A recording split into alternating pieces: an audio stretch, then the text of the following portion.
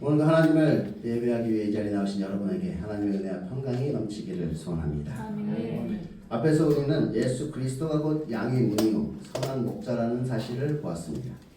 그러니까 양의 우리에 오직 하나의 문이 있는데 그 문이 곧 예수 그리스도입니다. 그러므로 하나님의 양떼들이 하나님의 나라에 들어가기 위해서는 반드시 이 예수 그리스도를 통과해야만 합니다. 이 문을 통하지 않고서는 아무도 천국에 갈 수 없는 것입니다. 그런데 이 문을 통하지 않고 담을 넘어가려는 자들이 있다고 하였습니다. 스스로 본다고 말하는 자, 이 스스로의 우물을 파는 자, 그래서 그렇게 자기 영광을 구하며 자기 자신의 종교를 만들어 나가는 자들. 예수님께서는 그들을 절도요 강도라고 말씀하시죠. 하나님의 양떼들을 훔치는 자들이고 하나님의 영광을 그렇게 가로채는 자들입니다. 그들은 하나님의 말씀을 이용하여서 자기 배를 채우려는 자들입니다. 이들은 진리에는 별로 관심이 없습니다. 이들의 관심은 오직 자기의 육신적인 만족을 누리는 것입니다. 그래서 하나님의 양떼들이 죽든지 말든지 그것은 별로 신경 쓰지 않는 것이지요. 그런데 우리의 육신적인 눈으로 보면 이런 자들이 더욱 풍요로워 보인다고 하였습니다. 그들은 늘 자기의 배를 채우고 육신적인 만족을 누리는 것을 추구하기 때문에 겉으로 보이는 것은 더 화려하고 거대해 보이죠. 그래서 교회 안에서도 많은 사람들이 그들을 따라가게 됩니다. 하지만 결국 그들에게 잡아먹히는 것이지요. 결국 다 빼앗기게 되는 것입니다. 게다가 그 영혼도 양식을 얻지 못하여 점점 메말라 가게 되는 것입니다. 그래서 결국 그들과 함께 멸망을 당하게 되죠. 함께 담을 넘는 자가 되어버리는 것입니다. 그러므로 우리는 반드시 이 진리의 문으로 들어가야 합니다. 오직 우리가 하나님의 뜻에 따라 이 양의 문을 통하여 들어갈 때만이 우리에게 구원과 생명과 풍성함이 주어지는 것입니다. 하지만 그렇다고 우리가 이 양의 문을 찾아서 헤맬 필요는 없습니다. 우리의 선한 목자 되시는 예수님께서 또한 우리를 이 문으로 인도해 주시는 것이지요. 그런데 중요한 것은 예수님께서 모든 양들을 다 데리고 가시는 것은 아니라고 하였습니다. 예수님께서는 우리가 자신의 양인지 아니면 남의 양인지를 반드시 확인한다고 하셨죠. 예수님께서 이 맹인되었던 자에게 물으셨던 것처럼 우리에게도 물으시는 것입니다. 내가 인자를 믿느냐? 이것이 바로 예수님께서 자신의 양을 확인하는 방법이라고 하였습니다. 그럼 여러분은 예수님을 믿으십니까? 그런데 사실 이 질문에 대한 입술의 고백도 중요하지만 더 중요한 것은 실제 우리의 삶인 것입니다. 오늘 말씀을 보면 예수님께서 수전절에 성전 안 솔로몬 행각에 거니실 때 유대인들이 예수님을 에워싸고 그에게 묻습니다. 당신이 언제까지나 우리의 마음을 의욕하게 하려 하나이까? 그리스도시면 밝히 말씀하소서. 예수님께서 그들에게 대답하십니다. 내가 너에게 말하였으되 믿지 아니하는도다. 내가 내 아버지의 이름으로 행하는 그 일들이 나를 증거하는 것이거늘 너희가 내 양이 아니므로 믿지 아니하는도다. 내 양은 내 음성을 들으며 나는 그들을 알며 그들은 나를 따르느니라. 그리고 계속해서 말씀하시지요. 내가 그들에게 영생을 주노니 영원히 멸망하지 아니할 것이요 또 그들을 내 손에서 빼앗을 자가 없느니라. 그들을 주신 내 아버지는 만물보다 크심에 아무도 아버지의 손에서 빼앗을 수 없느니라. 나와 아버지는 하나이니라. 이 말을 들은 유대인은 이제 돌을 들어 예수님을 치려고 합니다. 사실 유대인들의 질문은 이것이었습니다. 당신이 진짜로 그리스도시라면 빨리 군사를 모집해서 저 헤롯 정권을 심판하고 이 로마 군대를 몰아내어 이 땅의 다윗의 왕국을 재건하라는 것이죠. 그러면 우리가 이 일에 함께 동참을 하겠다는 것이었습니다. 이때가 이제 수전절이라고 하는데 이 수전절이 어떤 날이냐? 이 마카비 혁명을 말하는 날이에요. 그러니까 이 유대인들이 이제 바벨론에게 멸망을 당한 이후에 이제 메데 바사와 헬라를 거쳐 계속해서 이제 식민지 생활을 하고 있었습니다. 그러다 이제 BC 565년경에 잠깐 이제 독립을 하게 되죠. 그게 이제 마카비 혁명입니다. 마카비 혁명을 통해서 이제 잠깐 독립을 해서 그때 그들이 한 일이 무엇이냐? 이 더럽혀진 이 성전을 정결케 하고 이 성전을 수리하는 일을 합니다. 그래서 이 성전을 다시 하나님께 봉헌하였다. 그래서 이 성전 봉헌절, 그게 바로 이 수전절인 것이죠. 근데 결국 이제 로마에 의해서 다시 이제 그들이 식민지 생활을 하게 되기는 하지만 이것이 그들이 생각하는 정의이고 그들이 생각하는 구원이었던 것이. 이 마카비 혁명과 같이 이제 우리가 식민지 생활에서 벗어나서 이제 독립을 하는 그것이 이제 그들은 정의라고 생각하였고 그 구원을 그들은 사모하고 있었던 것이지요. 그런데 예수님께서는 이렇게 대답을 하시지요. 나는 그리스도가 맞다. 하지만 너희들이 생각하는 그런 그리스도는 아니다. 너희들은 정치적인 메시아를 고대하고 있지만 나는 그런 메시아가 아니라 구약에서 이미 예언하였던 그 일들을 이루게 해온 메시아이다. 지금 너희들이 내가 하는 일을 보면 그것을 알 수 있지 않겠느냐. 그런데 너희가 내 양이 아니므로 믿지 아니하는구나. 만약 너희가 내 양이었다면 내 말을 듣고 그것을 깨달아 나를 따랐을 것이다.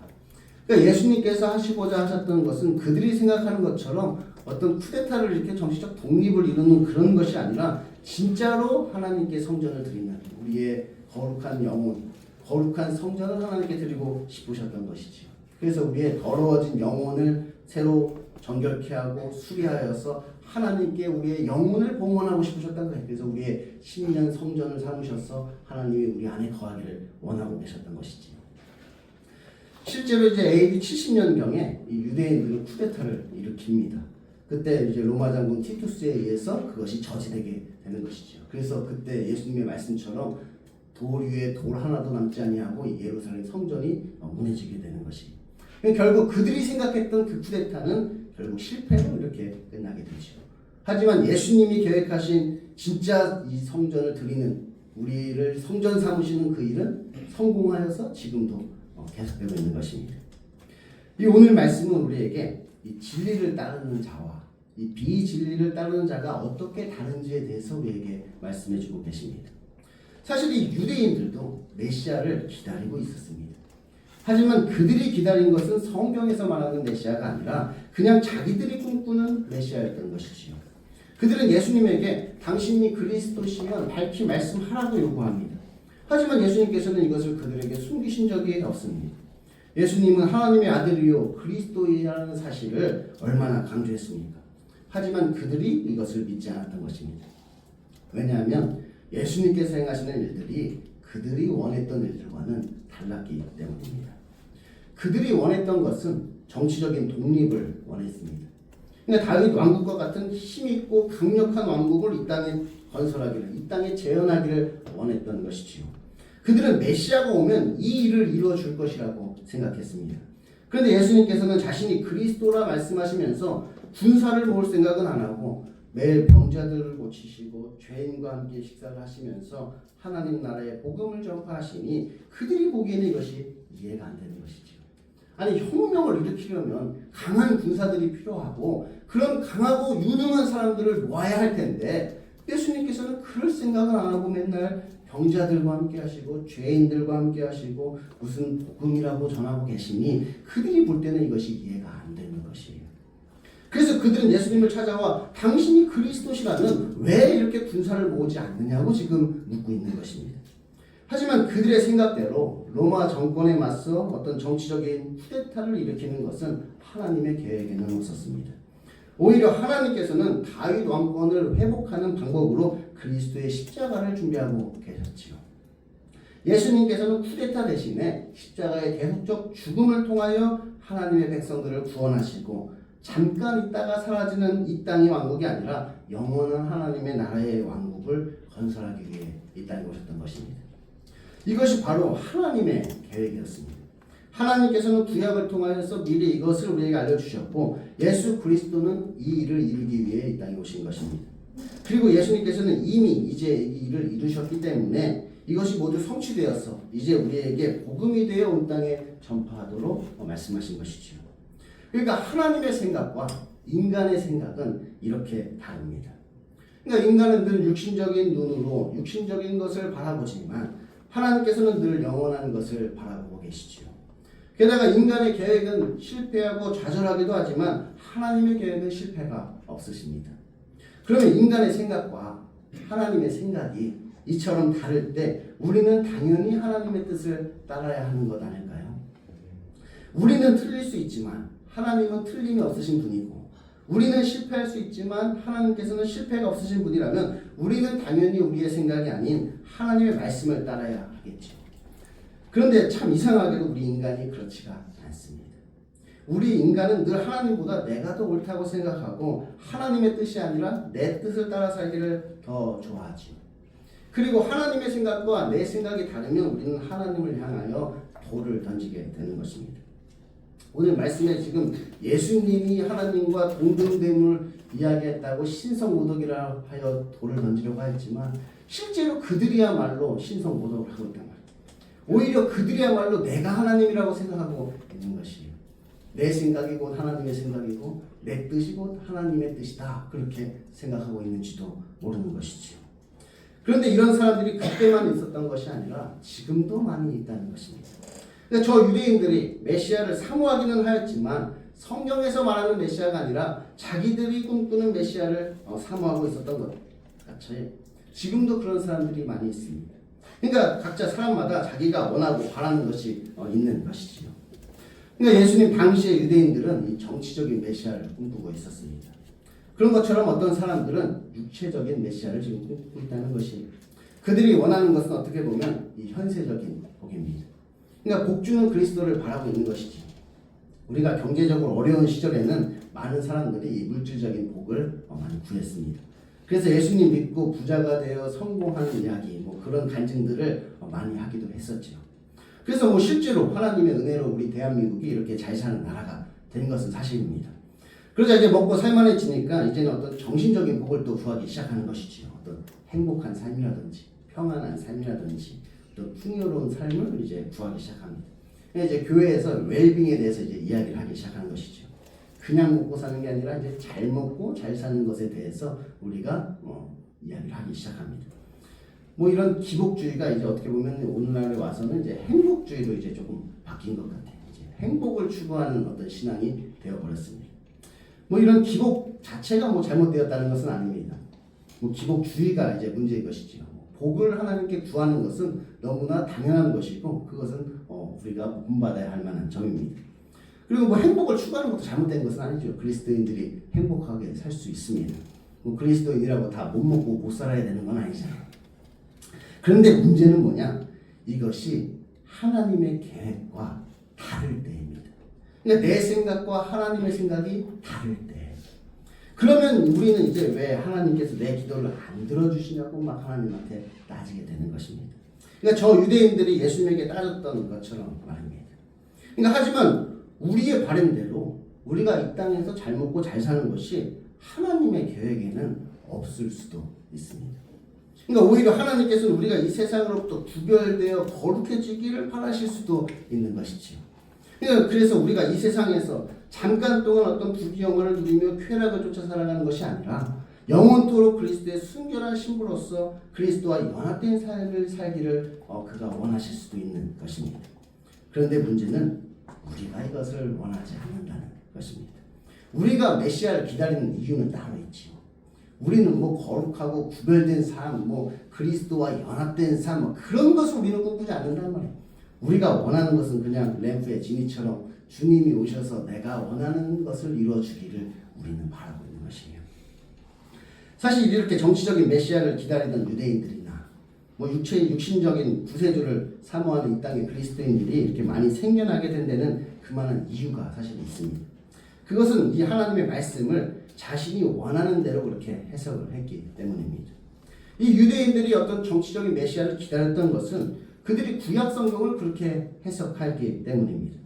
그들은 구약의 메시아에 관한 예언이나 특히 선지서에 나타난 하나님의 예언을 이방의 포로가 된 이스라엘을 다시 하나님의 왕국, 다윗의 왕국을 재건할 것이라는 예언으로 그렇게 받아들였습니다. 그리고 실제로 고레스 칙령에 의해서 그렇게 성전이 다시 재건되기도 하였었죠. 그래서 그들은 하나님의 말씀을 그렇게 믿고 있었던 것입니다. 곧 메시아가 이 땅에 영원한 다윗의 왕국을 건설한다는 것이죠. 그래서 다시 이 왕국을 재건하여서 어떻게 보면 세계를 지배하는 강한 나라를 만드는 것이 그것이 성경에서 우리에게 약속하신 것이다. 그렇게 그들은 믿고 있었던 것입니다. 마찬가지로 이 육신적인 구세주를 사모하는 그리스도인들도 그냥 아무 근거 없이 그것을 바라는 것이 아니라 성경에서 그것을 이야기하기 때문에 그들도 그렇게 믿고 있는 것입니다. 그러니까 아브라함은 말씀에 따라 본토 친척 아비집을 떠나서 거부가 되었습니다. 그 수하에 자기 길리운 자가 뭐 몇백 명이 될 정도니까 아브라함도 엄청난 거부였던 것이죠. 이 요셉도 하나님이 주신 비전에 따라 결국 국무총리가 되었습니다. 하나님께서는 다윗과 같은 목동도 왕으로 만들어 주셨죠. 그러니까 이러한 말씀에 근거해서 그들도 자기도 그들과 같이 되기를 소망하고 있는 것입니다. 그것이 뭐 틀린 것은 아니죠. 틀린 말은 아닙니다. 그런데 우리가 기억해야 하는 것이 있습니다. 앞에서 제가 말씀드린 것처럼 진리와 비진리를 우리가 분별해야 하는 것입니다. 하나님의 말씀은 진리지만 하나님의 말씀을 그냥 아무렇게나 해석한다고 해서 그것이 다 진리가 되는 것은 아닙니다. 우리가 예수 그리스도라는 그 양의 문을 통과해서 하나님의 말씀을 먹을 때만이 그것이 진리가 되는 것이지요. 우리가 하나님의 말씀을 그냥 아무렇게나 적용한다고 해서 그것이 다 이루어지는 것이 아니라 선한 목자 되시는 예수 그리스도가 인도하시는 대로 따라갈 때만이 그 참된 진리의 말씀이 우리의 삶 가운데 나타나게 되는 것입니다. 성경에서는 이처럼 하나님의 말씀을 잘못 해석하고 잘못 적용하는 사람들을 거짓 선지자다 그렇게 부르는 것이지요. 절도요 강도다 그렇게 말하는 것입니다. 이 진리라는 것은 늘 그래야 하는 것입니다.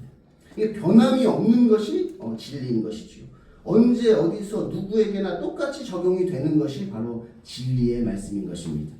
그럼 여러분이 지금 진리라고 생각하는 것은 늘 그렇습니까? 언제나 변함이 없나요?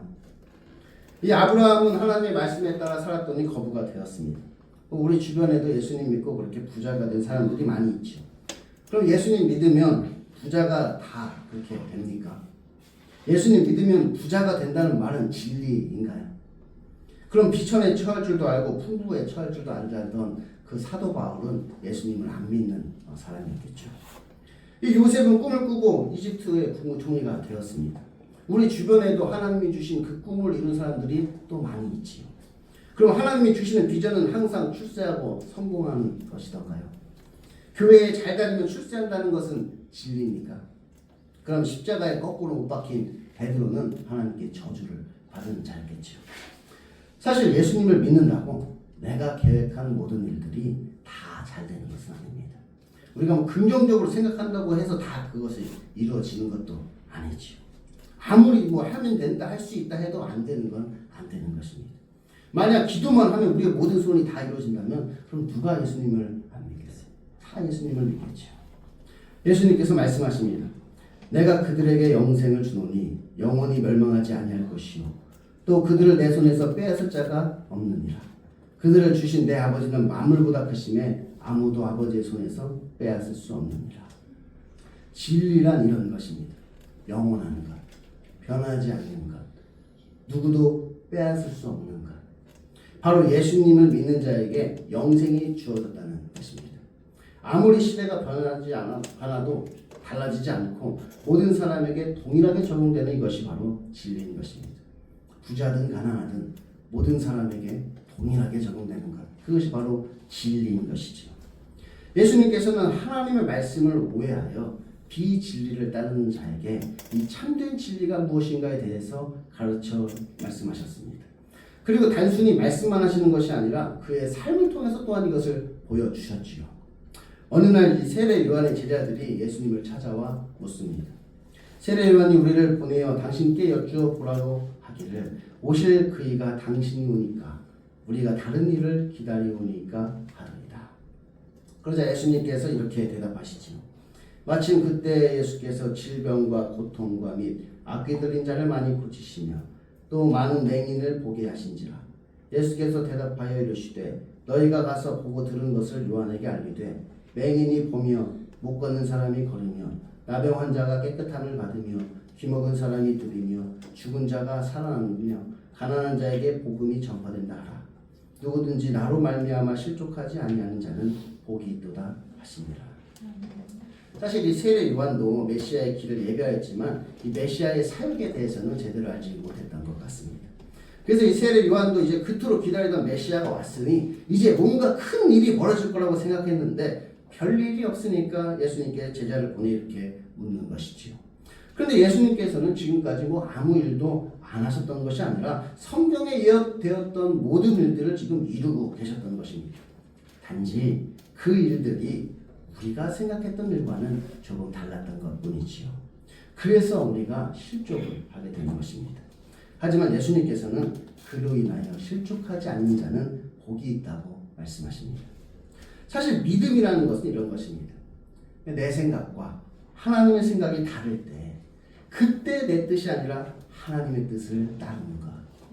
내 생각이 아니라 하나님의 말씀이 진리이고 내가 원하는 것은 세상이지만 오히려 하나님이 원하시는 것은 나의 구원이기 때문에 하나님이 하시는 일이 나의 생각과 다르더라도 그것 때문에 실족하는 것이 아니라 오히려 감사함으로 순종하는 것. 그것이 바로 믿음인 것입니다. 그런데 많은 사람들은 이로 인하여 실족하고 있습니다. 지금 내 앞에 나타난 예수님이 자기가 생각하는 예수님과 다르다는 이유로 그를 따르지 않는 것입니다. 그런데 예수님께서는 그들에 대하여 이렇게 말씀하십니다. 내가 내 아버지의 이름으로 행하는 일들이 나를 증거하는 것이거늘 너희가 내 양이 아님으로 믿지 아니하는도다. 곧 너희가 나를 믿지 아니함은 너희들이 내 양이 아니기 때문이라는 것입니다. 지금도 많은 사람들이 진리가 아닌 것을 따라 살고 있습니다. 뭐 긍정의 힘이나 잘되는 나 같은 거짓 복음을 따르기도 하고 어떤 율법이나 도덕에 갇혀 살아가기도 하죠. 그런데 그들이 그러한 거짓 복음에 미혹된 것이 아니라는 것입니다. 어떤 이단에 빠져 있거나 어떤 현세적이고 육신적인 어떤 현실적인 그런 신앙에 빠져 있는 사람들은 뭐 누구에게 속았기 때문에 그렇게 되는 것이 아니라는 것입니다. 단지 그들은 그리스도의 양들이 아니기 때문에 그것이 더 좋아서 그들 스스로 그것을 더 원하기 때문에 그 길로 걸어가고 있다는 것이에요. 어떻게 보면 그것이 바로 그들이 꿈꾸던 메시아였던 것입니다. 우리는 이 말씀을 좀 더 진지하게 생각해 볼 필요가 있습니다. 그러니까 만약 누군가가 어떤 기복주의 신앙에 빠져 있다면 그는 왜 그렇게 잘못된 신앙에 빠져 있게 된 것일까요? 뭔가 참된 신앙이 무엇인가에 대해서 듣지 못했기 때문인가요? 아닙니다. 그가 그처럼 잘못된 신앙에 빠진 것은 그것이 바로 자신이 원하던 신앙이기 때문인 것이에요. 어떤 도덕 종교에 빠져 있는 사람도 그들이 그것을 원해서 그걸로 간 것이고 어떤 심리 종교에 빠져 있는 사람들도 그들이 그것을 원하기 때문에 그 길로 가게 된 것이고 어떤 이단에 빠진 사람들도 그것이 바로 그들이 원했던 메시아인 것입니다. 하나님께서는 마지막 때의 양과 염소를 나누십니다. 곡식과 가라지를 나누시고 말복과 쭉정이를 나누시는 것이지요. 그런데 그것이 마지막 이 심판의 때에 이루어질 것이지만 우리는 지금 우리가 현재 어디에 속해 있는지를 알 수 있습니다. 그러니까 우리가 그리스도의 양인지 아닌지는 끝까지 가봐야 하는 것이지만 현재 우리가 지금 누구를 따르고 있는지는 한번 점검해 볼 수 있는 것이지요. 사실 우리가 이렇게 하나님의 말씀을 듣는 것은 지금 그것을 점검해 보기 위함입니다. 우리가 예배 때마다 왜 하나님의 말씀을 듣는가? 우리가 우리 자신을 그 말씀에 비추어서 점검하여서 돌이킬 것은 돌이키고 회개할 것은 회개하기 위해서 하나님의 말씀을 듣는 것입니다. 오늘 예수님께서는 이 진리를 외면하고 비진리를 따르는 자들에게 너희가 나를 믿지 아니한다고 말씀하셨습니다. 곧 너희는 내 양이 아니라는 것이지요. 만약 너희가 내 양이라면 내 음성을 듣고 나를 따를 것인데 너희들은 내 음성을 따르지도 않고 내 음성을 듣지도 않고 따르지도 않으니 너희는 내 양이 아니라는 것입니다. 그들도 분명히 그들 나름대로의 어떤 믿음은 가지고 있었지만 그것이 참된 믿음은 아니었던 것입니다. 그래서 그들이 처음에는 예수님을 따르는 것 같아 보여도 결국 예수님이 하시는 일이 자기가 원했던 일과 다르면 예수님을 대적하고 예수님을 향하여 돌을 던지는 자로 돌변하는 것입니다. 호산나 다윗의 자손이여 외쳤던 그들이 어느 날 갑자기 돌변하여 저를 십자가에 못 박으소서 그렇게 외치게 되는 것이죠.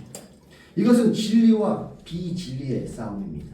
그리고 신앙과 불신앙의 싸움이기도 합니다. 어떤 취향의 문제나 강조점의 차이가 아니라는 것이. 그런데 이 전투는 그 결과가 너무나 뻔합니다. 아니 이미 결론이 난 전투이지요. 그 진리를 따르는 자들은 구원을 받아 영생에 이르는 것이고 비진리를 따르던 자들은 심판을 받아 멸망에 이르게 됩니다. 그러므로 이 두 가지는 공존할 수가 없는 것입니다. 그래서 우리에게 믿음의 결단이 필요한 것이지요. 우리의 믿음의 고백이 필요한 것입니다. 내가 인자를 믿느냐 예수님의 질문에 대한 분명한 답변이 우리에게 있어야 하는 것이죠. 뭐 지금이야 뭐 이것이 뒤죽박죽 다 섞여 있으면서도 평화를 누리는 것 같아 보이지만 마지막 심판의 때는 하나님이 이것을 분명하게 나누시는 것입니다. 진리를 따르던 자들은 천국으로, 비진리를 따르던 자들은 지옥으로 가게 되는 것이지요. 그럼 지금 여러분은 어느 편에 서 계십니까? 여러분이 그리스도의 양떼들이라면 그리스도를 따라 진리의 편에 설 것이고, 그리스도의 양이 아닌 자들은 진리를 떠나 이 비진리의 편에 서게 되겠죠. 그런데 이것이 단순히 우리의 입술의 고백으로만 이루어지는 것이 아닙니다.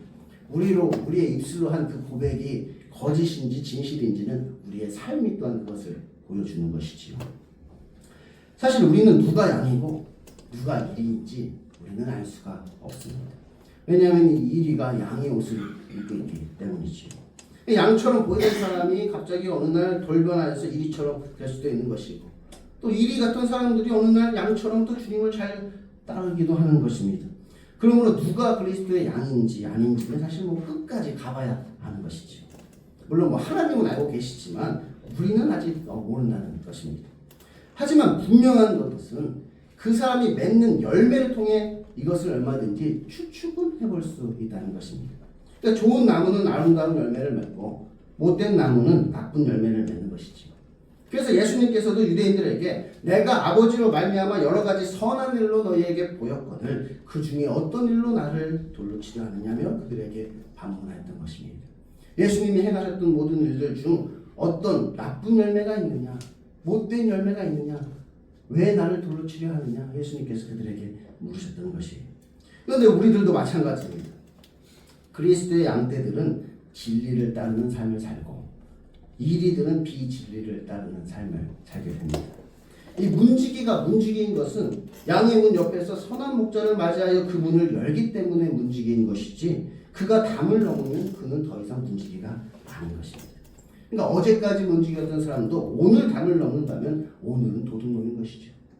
반대로도 마찬가지예요. 어제까지 도둑질 하다가도 오늘은 양의 문 곁에서 예수님을 향하여 그 문을 여는 자가 된다면 오늘은 문지기가 되는 것입니다. 또한 그리스도의 양떼들도 그리스도를 따라가기 때문에 그리스도의 양떼들인 것이지, 사꾼을 따라가면 그건 그리스도의 양떼가 아니죠. 우리가 입술로는 예수님을 믿는다고 고백하면서도 하나님의 뜻이 아니라 자기 자신의 뜻에 따라 살아간다면 그것은 지금 내가 잘못된 믿음을 가지고 있다는 분명한 증거인 것입니다. 그러니 하나님이 하시는 일이 내 생각과 다를 때, 그때도 우리가 실족하는 것이 아니라 감사함으로 순종하는 저와 여러분이 될 수 있기를 소망합니다. 기도하겠습니다.